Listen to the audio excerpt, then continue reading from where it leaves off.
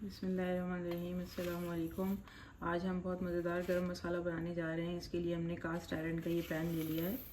इसमें हमने मसाले को भूनना है। यहाँ पर हम ले रहे हैं 2 टेबल स्पून ये साबुत ज़ीरा, 2 टेबल स्पून हम ले रहे हैं साबुत धनिया, 2 टेबल स्पून हम ले रहे हैं ब्लैक पेपर साबुत, काली मिर्च साबुत, 2 टेबल स्पून हम ले रहे हैं लौंग क्लोव्स साबुत, 4 अदद हम ले रहे हैं यहाँ पर सिनेमन स्टिक, और ये हम ले रहे हैं बड़ी इलायची साबुत, 10 से 15 आप ले सकते हैं। हमने तकरीबन 15 ली हैं।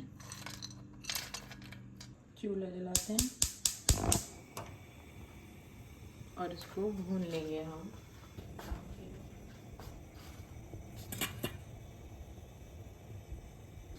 इसको मिक्स कर लेते हैं।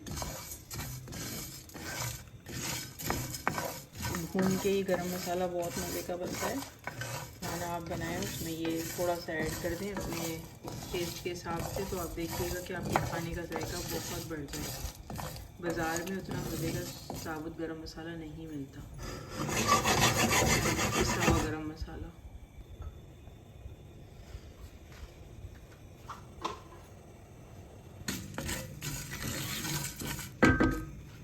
देखिए ये ज़ीरा और साबुत धनिया ब्राउन होने लगा है। हम इसको तेज़ आंच पे भून रहे हैं।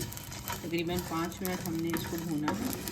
अब हम चूल्हा बंद कर देते हैं, दूसरे बर्तन में मुंतकिल कर देते हैं, क्योंकि ये पैन अभी गर्म, और जब ये ठंडा हो जाएगा तो इसको हम पीसेंगे।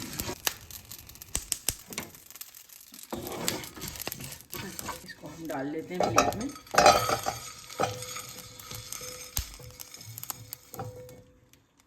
इसको फैला लेते हैं प्लेट में। ये आपको लग रहा है कि जैसे जल गया, मगर ये जला नहीं है। देखें इसमें ज़ीरे का कलर यहाँ से दिखाएं, वो जो ऑलरेडी ब्लैक था हल्का सा वो और ब्लैक हो गया।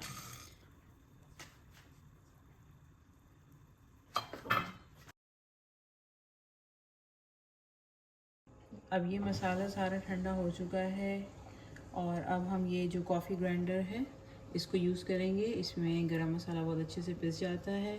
इसकी सेटिंग हमने ये फाइन की हुई है।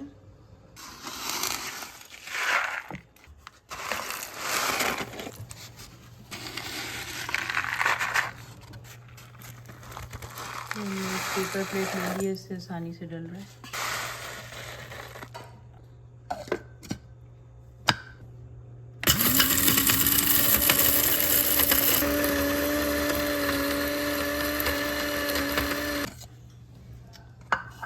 तो ये सिनेमन स्टिक हमारी रह गई, हम इसको दोबारा पीस लेंगे।